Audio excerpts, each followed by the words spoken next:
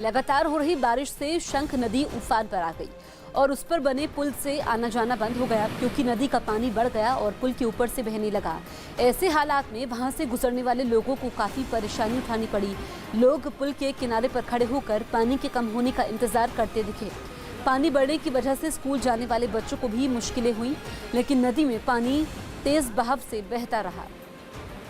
पहले बहुत पानी कम था, लेकिन अचानक आधा घंटे से पूरा एकदम पुल दिखाई भी नहीं दे रहा है। इतना तुरंत आधा घंटा में इतना पानी अभी तो बढ़ते जा रहा है, लेकिन आगे क्या होगा कुछ पता नहीं है। हर साल ऐसे ही डूबता है, बच्चा लोग का स्कूल जाने आने में तकलीफ होता है। फिर यहाँ जो काम कर रहा बगीचा में वो लोग का भी आने जाने में तकलीफ होता है।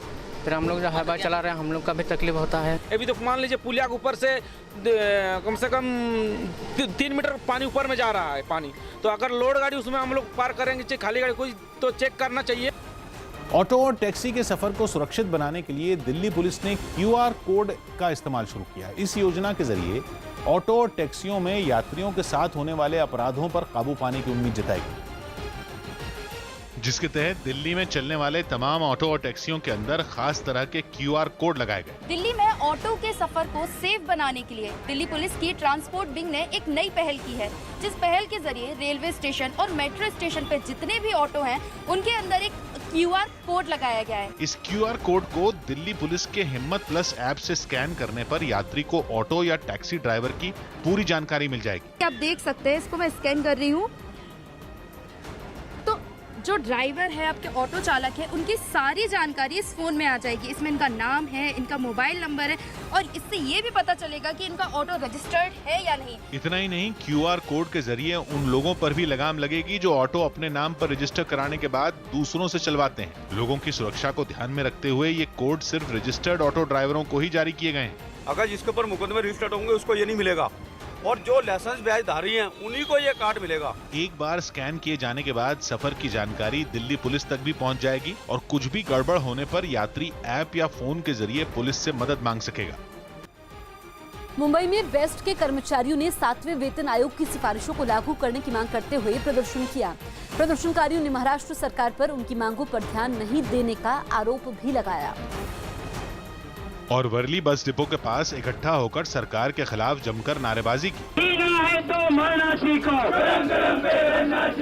इस दौरान प्रदर्शन कर रहे बेस्ट कर्मचारियों ने राज्य सरकार पर वादा करने के बावजूद 7वां वेतन आयोग लागू नहीं करने का आरोप लगाया। मुंबई की दूसरी लाइफलाइन मानने जाने वाली बेस्ट कर्मचारियों का आज जो है वो धरना प्रदर्शन है। इस वक्त हम उसी धरना प्रदर्शन की जगह पर खड़े हैं। आप देख सकते हैं कि यहाँ पर बड़ी तादाद में लोग जो बेस्ट कर्मचारी है वो यहाँ पर मौजूद है। 2016 से हमारा वेतन करार, हमारा एग्रीमेंट पेंडिंग है, वो एग्रीमेंट जल्द से जल्द होना चाहिए। प्रदर्शन में शामिल कर्मचारियों ने उनकी मांगें पूरी करने के लिए राज्य सरकार को 2 दिन की मोहलत दी और मांगे नहीं माने जाने पर हड़ताल की भी चेतावनी दी।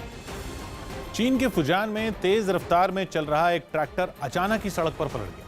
हादसे के वक्त ट्रैक्टर पर काफी सामान लदा था और 2 लोग सवार थे, जो अचानक ट्रैक्टर पलटने की वजह से उसके नीचे दब गए। ट्रैक्टर पर जरूरत से ज्यादा बोरियां लदी हुई थी, इसीलिए उसका अगला पहिया अचानक टूटा, जिससे ट्रैक्टर बाईं ओर मुड़ गया। इस दौरान ट्रैक्टर पर बैठे दोनों लोग ट्रैक्टर और बोरियों के नीचे आ गए। हादसा होते ही 2 लोग उनकी मदद के लिए आ गए। उन्होंने बोरियों को हटाना शुरू कर दिया। थोड़ी देर बाद उन्होंने ट्रैक्टर के नीचे दबे लोगों को सुरक्षित निकाल लिया। इस हादसे में कोई घायल नहीं हुआ।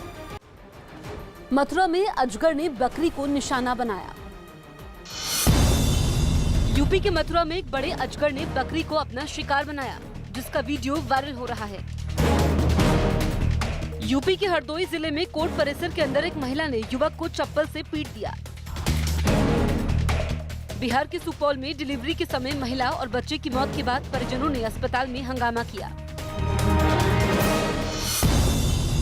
आगरा में घाटे के बाद एक आलू किसान ने किडनी बेचकर कर्ज चुकाने का ऐलान किया, जिसके वीडियो से हड़कंप मच गया।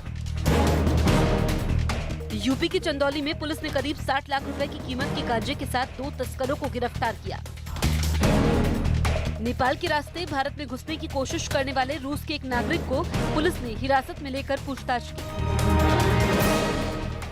हरियाणा के फरीदाबाद में रोडवेज के टिकट चेकिंग अभियान के समय यात्रियों से बदसलूकी का मामला सामने आया।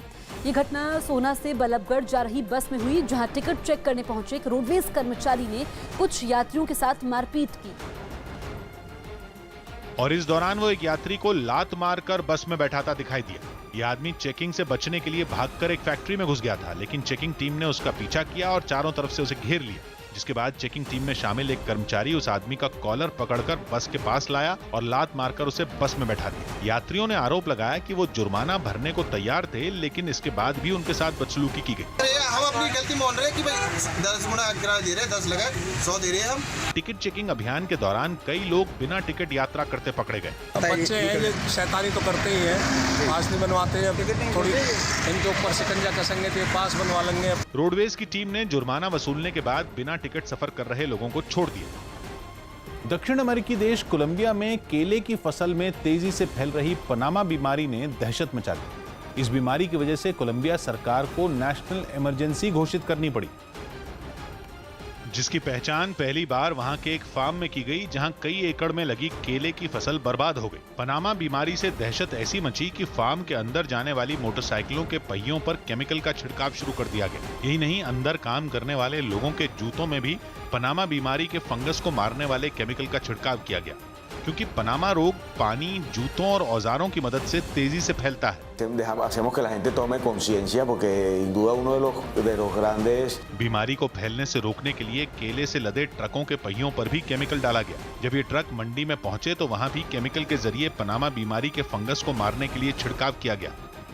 ऐसा इसलिए क्योंकि कोलंबिया लैटिन अमेरिका के 20 देशों में केले का सबसे बड़ा उत्पादक देश है। ये नहीं, लैटिन अमेरिका के इन देशों में कोलंबिया से ही सबसे ज्यादा केले पहुंचते हैं, यानी कोलंबिया केलों को एक्सपोर्ट करने वाला सबसे बड़ा देश भी है। इसीलिए कोलंबिया के जरिए पनामा बीमारी के कई देशों में तेजी से फैलने की आशंका जताई गई, जिसके लगने के बाद केले के पौधे पीले पड़ जाते हैं और गलकर गिरने लगते हैं।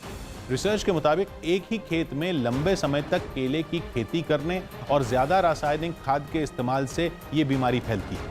हालांकि इसका कोई इलाज अब तक नहीं खोजा जा सका है, लेकिन सावधानी बरतने से इस रोग को फैलने से रोका जा सकता है। ट्रेन में बिना टिकट यात्रा करने वालों पर शिकंजा कसने के लिए रेलवे ने कड़े कदम उठाने का फैसला किया है। News18.com की एक रिपोर्ट के मुताबिक रेलवे बिना टिकट यात्रा करते हुए पकड़े जाने पर लोगों से 500 से 2000 रुपए तक जुर्माना वसूल करेगी। बताया गया कि बिना टिकट यात्रा करने वालों की वजह से रेलवे को हर महीने करोड़ों रुपए का नुकसान होता है। रेलवे ने बताया कि बिना टिकट चलने वाले लोगों पर शिकंजा कसने के लिए आरपीएफ की मदद भी ली जाएगी। उत्तर रेलवे ने बीते एक हफ्ते में 5000 से ज्यादा लोगों को बिना टिकट यात्रा करने के आरोप में पकड़ा और उनसे जुर्माना वसूल किया। वहीं आरपीएफ की टीमों ने एक अभियान चलाकर गलत तरीके से टिकट बेचने के आरोप में 1000 से ज्यादा दलालों को पकड़ने का दावा किया।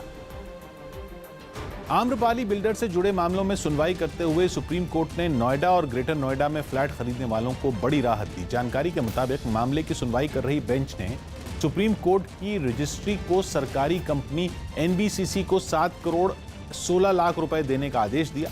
इस रकम का इस्तेमाल आम्रपाली के अटके पड़े प्रोजेक्ट पर काम शुरू करने के लिए किया जाएगा और ये रकम आम्रपाली ग्रुप ने ही सुप्रीम कोर्ट में जमा करवाई थी।